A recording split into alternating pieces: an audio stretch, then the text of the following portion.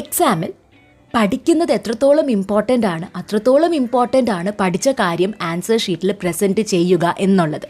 So ഇന്ന് motivation unlock share ചെയ്യാൻ പോകുന്നത് എക്സാമിൽ നമുക്ക് എങ്ങനെ ആൻസേഴ്സ് ഇഫക്റ്റീവ്ലി പ്രസൻറ്റ് ചെയ്യാം എന്നതാണ്. So let's begin. Sequence of your answers. നമ്മൾ എപ്പോഴും ക്വസ്റ്റ്യൻസ് അറ്റംപ്റ്റ് ചെയ്യുമ്പം ഒരു സ്ട്രക്ചേർഡ് ഓർഡറിൽ വേണം അറ്റംപ്റ്റ് ചെയ്യാൻ. ഫോർ എക്സാമ്പിൾ, ഒന്നാമത്തെ ക്വസ്റ്റ്യൻ അറ്റൻഡ് ചെയ്തതിന് ശേഷം second, third, fourth, fifth, sixth ഇങ്ങനെ ഒരു ക്രൊണോളജിക്കൽ ഓർഡറിൽ വേണം അറ്റൻഡ് ചെയ്യാൻ. അല്ലാതെ ഫസ്റ്റ് ക്വസ്റ്റ്യൻ അറ്റൻഡ് ചെയ്തതിന് ശേഷം നേരെ തേർഡ് ക്വസ്റ്റ്യൻ, പിന്നെ 12th ക്വസ്റ്റ്യൻ, 15th ക്വസ്റ്റ്യൻ ഇങ്ങനെ ഒരു ഒരു ഓർഡർ വൈസ് അല്ലാതെ ഒരിക്കലും ആൻസർ ഷീറ്റ് അറ്റൻഡ് ചെയ്യാൻ പാടില്ല. ഒന്നാമത്തെ ക്വസ്റ്റ്യൻ അറ്റംപ്റ്റ് ചെയ്തു, സെക്കൻഡ് എഴുതി, തേർഡ് എഴുതി, ഫോർത്ത് എഴുതി, ഫിഫ്ത്ത് ക്വസ്റ്റ്യൻ നമുക്ക് ആൻസർ അറിയത്തില്ല. അന്നേരം എന്ത് ചെയ്യണം എന്ന് വെച്ചാൽ അങ്ങനത്തെ ഒരു സിറ്റുവേഷനിൽ you can jump to sixth question. Fifth question ഇപ്പോൾ എഴുതണ്ട, ബിക്കോസ് നമുക്ക് ഓർമ്മ കിട്ടുന്നില്ലല്ലോ. അപ്പോൾ നമ്മൾ സിക്സ്ത് ക്വസ്റ്റ്യൻ അറ്റൻഡ് ചെയ്യാം. ഇനി ഈ ഫിഫ്ത്ത് ക്വസ്റ്റ്യൻ എപ്പോഴാണ് നമ്മൾ എഴുതേണ്ടത്? ക്വസ്റ്റ്യൻ പേപ്പർ കംപ്ലീറ്റ് ആയിട്ട് അറ്റൻഡ് ചെയ്തതിന് ശേഷം ഏറ്റവും ലാസ്റ്റിൽ വേണം നമ്മൾ സ്കിപ്പ് ചെയ്ത ആൻസറിനെ എഴുതാൻ വേണ്ടിയിട്ട്. സോ എപ്പോഴും ആൻസേഴ്സ് അറ്റംപ്റ്റ് ചെയ്യുമ്പം അതെപ്പോഴും ഒരു സീക്വൻഷ്യൽ ഓർഡറിൽ അറ്റൻഡ് ചെയ്യാനായിട്ട് ട്രൈ ചെയ്യാം. Answer the question in first line followed by the points to explain. അതായത് ക്വസ്റ്റ്യൻ നമുക്ക് കിട്ടുമല്ലോ, അപ്പോൾ ആ ക്വസ്റ്റ്യനിൽ ആ ആൻസറുമായിട്ട് റിലേറ്റ് ചെയ്ത പോയിൻ്റ് ഉണ്ടെങ്കിൽ അതിൽ നിന്നും ആൻസർ എപ്പോഴും എഴുതാൻ സ്റ്റാർട്ട് ചെയ്യാം. ഇപ്പോൾ ഒരു എക്സാമ്പിൾ നമുക്ക് നോക്കാം. Explain the circumstances under which Gandhiji decided to call off the civil disobedience movement in 1931. ഇതാണ് ക്വസ്റ്റ്യൻ. അപ്പോൾ നമ്മൾ ആൻസർ എഴുതുമ്പോൾ ഡയറക്റ്റ് ആയിട്ട് പോയിൻ്റ് എഴുതാതെ we should start, Gandhiji decided to call off the civil disobedience movement in 1931 because എന്ന് എഴുതിയതിന് ശേഷം point ഇട്ടിട്ട് ബാക്കി ആൻസേഴ്സും കൂടി കംപ്ലീറ്റ് ചെയ്യാം. ഇനി ഒരു എക്സാമ്പിളും കൂടെ നമുക്ക് നോക്കാം.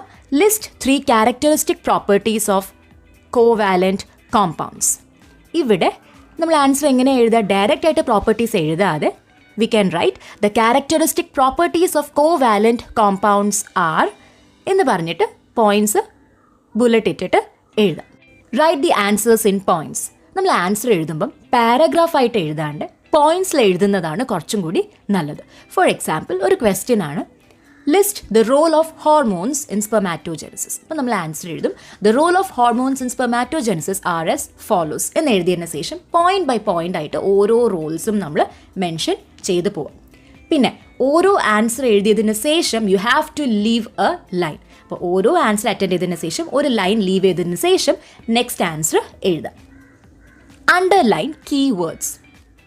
നമ്മൾ ആൻസേഴ്സ് ഒക്കെ എഴുതി കഴിഞ്ഞതിന് ശേഷം അതിൽ ചില ഇമ്പോർട്ടൻറ്റ് ടേംസ് അല്ലെങ്കിൽ ഫ്രേസസ് കാണും. അതിനെ നമ്മൾ പെൻസിൽ കൊണ്ട് അണ്ടർലൈൻ ചെയ്ത് പോവുക. അപ്പോൾ ഇങ്ങനെ അണ്ടർലൈൻ ചെയ്യുമ്പം ടീച്ചേഴ്സിന് പെട്ടെന്ന് നമ്മുടെ ആൻസറിലുള്ള കോർ കോൺസെപ്റ്റുകൾ കാണാനായിട്ടും അണ്ടർസ്റ്റാൻഡ് ചെയ്യാനായിട്ടും പറ്റും. പക്ഷേ ശ്രദ്ധിക്കുക, നമ്മൾ ഓരോ ആൻസർ എഴുതി കഴിഞ്ഞ ഉടനെ അതിനെ അണ്ടർലൈൻ ചെയ്യാൻ നിൽക്കരുത്. നമ്മൾ എല്ലാ ആൻസേഴ്സും അറ്റംപ്റ്റ് ചെയ്തതിന് ശേഷം നമ്മൾ റിവൈസ് ചെയ്യുമല്ലോ, അന്നേരം മാത്രം നമ്മൾ അണ്ടർലൈൻ ചെയ്താൽ മതിയാകും. ഈ കീവേഡ്സ് അണ്ടർലൈൻ ചെയ്യുന്നത് പോലെ തന്നെ മാത്സിൽ അല്ലെങ്കിൽ ഏതെങ്കിലും ന്യൂമെറിക്കൽ പ്രോബ്ലംസിൽ നമ്മൾ എപ്പോഴും ആൻസേഴ്സ് കിട്ടിയതിന് ശേഷം ആ ഫൈനൽ ആൻസറിനെ ഒരു ബോക്സിൻ്റെ അകത്ത് ഇൻക്ലൂഡ് ചെയ്യാനായിട്ട് ട്രൈ ചെയ്യുക. ഇപ്പോൾ ഫോർ എക്സാമ്പിൾ ഇവിടെ ഒരു ക്വസ്റ്റ്യൻ ഉണ്ട്, x + y = 14, x - y = 4 and you have to find out the value of x and y.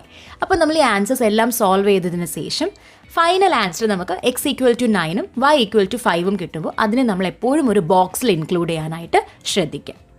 Never use short forms. നമ്മൾ ഈ മെസ്സേജ് ടൈപ്പ് ചെയ്യുമ്പോൾ അല്ലെങ്കിൽ ലെക്ചർ നോട്ട്സ് ഒക്കെ എഴുതിയെടുക്കുമ്പോൾ നമ്മൾ ഒരുപാട് ഷോർട്ട് ഫോംസ് യൂസ് ചെയ്യാറുണ്ട് ടൈം സേവ് ചെയ്യാനായിട്ട്.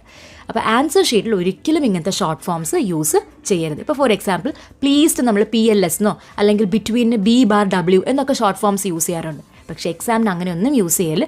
ബിറ്റ്വീന് BETWEEN ഇങ്ങനെ കംപ്ലീറ്റ് സ്പെല്ലിംഗ് ആയിട്ട് തന്നെ എഴുതാം. Right distinguish type questions in boxes.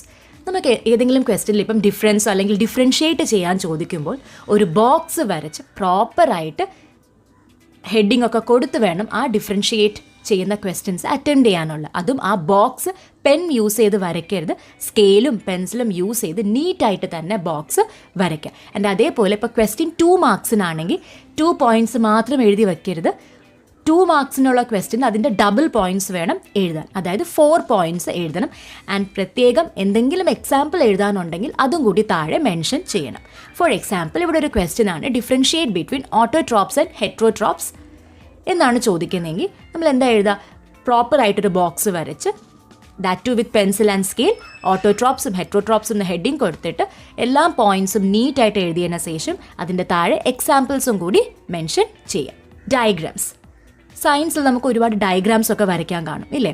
അപ്പോൾ ഇങ്ങനെ വരയ്ക്കുമ്പോൾ എപ്പോഴും ഒരു ഷാർപ്പ് പെൻസിൽ യൂസ് ചെയ്ത് നീറ്റ് ഡയഗ്രാംസ് വരയ്ക്കുക.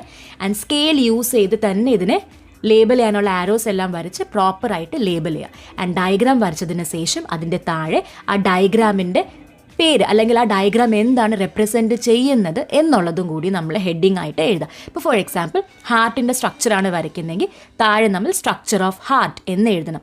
ആൻഡ് ആ എഴുതുന്നതും പെൻസിൽ വെച്ചായിരിക്കണം, പെൻ യൂസ് ചെയ്ത് ഒരിക്കലും എഴുതാൻ പാടില്ല. Don't write Messi answers. Answer ഷീറ്റിൽ എപ്പോഴും മാക്സിമം നീറ്റായിട്ട് എഴുതാൻ ട്രൈ ചെയ്യുക, മെസ്സി ആയിട്ട് എഴുതരുത്. അതായത് ഇപ്പം എന്തെങ്കിലും ഒരു വേർഡ് തെറ്റുവാണെങ്കിൽ അതിനിങ്ങനെ സ്ക്രിബിൾ ചെയ്ത് കട്ട് ചെയ്യരുത്. അതിൻ്റെ മുകളിൽ കൂടി ഇങ്ങനെ വരച്ച് കട്ട് ചെയ്യേണ്ട ആവശ്യമില്ല. ഒരു പെൻസിൽ എടുക്കുക, ഒറ്റ ഒരു സ്ട്രൈക്ക് ഔട്ട്, അത്രയും ധാരാളം. ഒരു സ്ട്രൈക്ക് ഔട്ട് ചെയ്തതിന് ശേഷം റിപ്പീറ്റായിട്ട് എഴുതുക. അപ്പോൾ എപ്പോഴും ഒരു നീറ്റ് പ്രസൻറ്റേഷന് വേണ്ടിയിട്ട് ട്രൈ ചെയ്യുക. സോ റിമെമ്പർ, നിങ്ങളുടെ ആൻസർ ഷീറ്റ് നിങ്ങളെടുത്ത ഹാർഡ് വർക്കിൻ്റെയും നിങ്ങളെടുത്ത എഫേർട്ടിൻ്റെയും റിഫ്ലക്ഷനാണ്. ഒരു വെൽ റിട്ടേൺ ഓർഗനൈസ്ഡ് ആയിട്ടുള്ള ആൻസർ ഷീറ്റ് നിങ്ങളുടെ കോൺഫിഡൻസും നിങ്ങളുടെ ഡെഡിക്കേഷനുമാണ് കാണിക്കുന്നത്. So go ahead and practice these tips. Exam ദിവസം കാമായിട്ടിരിക്കുക, സ്ട്രെസ് എടുക്കേണ്ട ഒരു ആവശ്യമില്ല. ടൈം എല്ലാം വൈസായിട്ട് മാനേജ് ചെയ്യുക and give your best shot. നിങ്ങളുടെ ഏറ്റവും ബെസ്റ്റ് എക്സാമിൽ പ്രസൻറ്റ് ചെയ്യുക. Believe in your self and have A wonderful day.